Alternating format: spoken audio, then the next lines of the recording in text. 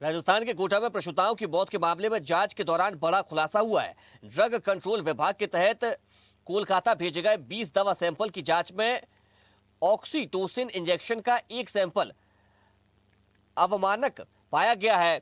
यह injection Jackson laboratories Amritsar की ओर से बनाया गया था और मेडिकल कॉलेज के साथ जेके लोन अस्पताल को सप्लाई किया गया था।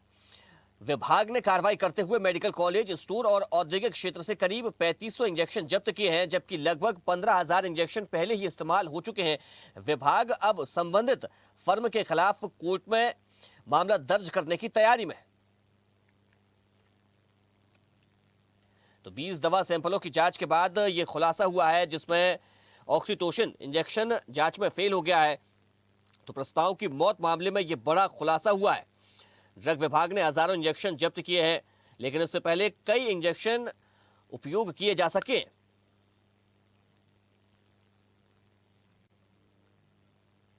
चलिए इसी खबर पर ज्यादा जानकारी के साथ संवाददाता जसप्रीत सिंह हमारे साथ जुड़ गए हैं। जसप्रीत, ये बड़ा खुलासा हुआ है, एक जो इंजेक्शन है वो अवमानक पाया गया है, लेकिन कहा जा रहा है कि इससे पहले भी कई सारे जो इंजेक्शन है उनका यूज किया जा चुका है। तो क्या अब ऐसे मरीजों की पहचान की जाएगी, फिर उन्हें भर्ती किया जाएगा? अब क्या कुछ किया जाएगा, क्योंकि ये तो बहुत बड़ी घटना है। जी अभिजीत, बहुत बड़ी घटना है। और जहां पर जो है इन जांच के बाद में पता लगा है कि 3,500 जो यह दवा डोज जो है जब्त की गई हैं। साथ ही साथ इससे पूर्व में जो ऑक्सीटोसिन के डोज हैं वो 15,000 डोज मरीजों के लगाई जा चुकी है। तो ये सबसे बड़ा सवालिया निशान उठता है, जैसा कि आपने कहा कि अब उन मरीजों को ढूंढना या कैसे है, क्योंकि यहाँ पर भले उनका डाटा होगा लेकिन उनको ढूंढ कर उनको एंटी डोज देना यह भी बहुत बड़ा एक सवालिया निशान है। लेकिन साथ ही साथ यहाँ पर जो हैरानी की बात सामने आई है, जो कोटा के ड्रग कंट्रोलर हैं देवेंद्र गर्ग और यहाँ के जो प्राचार्य हैं जैन, उनका कहना है कि जो ये ऑक्सीटोसिन है ये इससे प्रसूताओं की मौत नहीं हुई है। तो ये अपने आप एक बड़ा सवाल खड़ा करता है कि अगर उनसे उनकी मौत नहीं हुई है तो आपकी प्रशासन की यहाँ पर लापरवाही है, डॉक्टर की लापरवाही है और यहाँ पर जो टीम है उसकी बहुत बड़ी लापरवाही है। और अगर ये कह रहे हैं कि उस डोज से डेथ नहीं हुई है, तो जब दवाई एक्सपायरी हो जाती है तो अपने आप में एक वो खतरनाक डोज बन जाती है। तो ये भी एक बहुत बड़ा सवाल है। यहाँ पर साफ देखा जा रहा है कि प्रशासन खुद को बचाने में लगा हुआ है और उनको और लेकिन एक जसप्रीत, तरफ अब जो आम लोग हैं, जो मरीज हैं, वो किस पर भरोसा करें? ऑक्सीटोसिन जो इंजेक्शन है वो जांच में फेल हो गया है, और उसके बाद जो स्थानीय ड्रग विभाग है, ड्रग कंट्रोलर विभाग है, वो इस बात को नकार रहा है। किस पर भरोसा करें? आखिर कहां पर इलाज कराएं?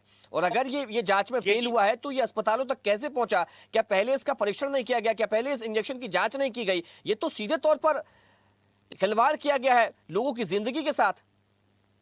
बहुत बहुत सही बात कही है अभिजीत आपने, क्योंकि सब इस मैटर के बाद में, क्योंकि लगातार 4 मौतें हुई हैं प्रसूताओं की और कुछ दिन पूर्व रीना कवर करके एक महिला थी जो वो भी प्रसूता थी, उनकी मौत हुई है।